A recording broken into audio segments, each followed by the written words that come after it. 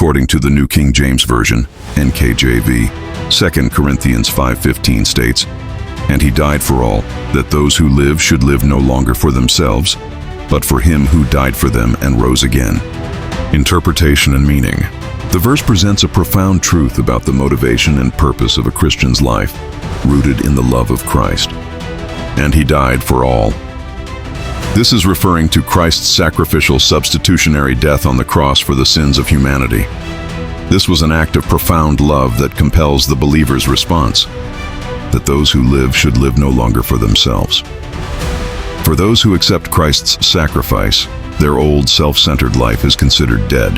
Verse 14.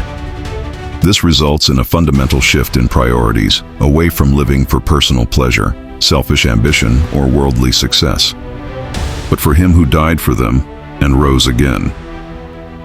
The resurrection is a critical component of this message.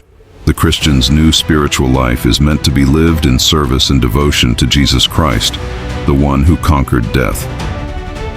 A life lived for Christ is the appropriate response to the grace received through his death and resurrection.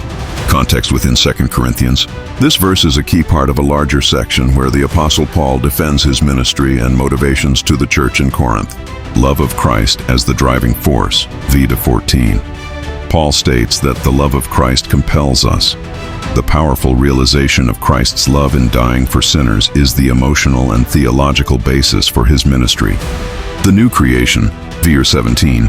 The shift from self-centered to Christ-centered living is a foundational component of being a new creation.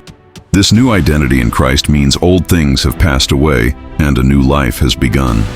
The ministry of reconciliation, v-18-21. Because Christ reconciled believers to God through his death, Paul sees himself and other Christians as ambassadors for Christ, with a ministry of reconciliation. This means they are to share the message of reconciliation with the world, urging others to be reconciled to God.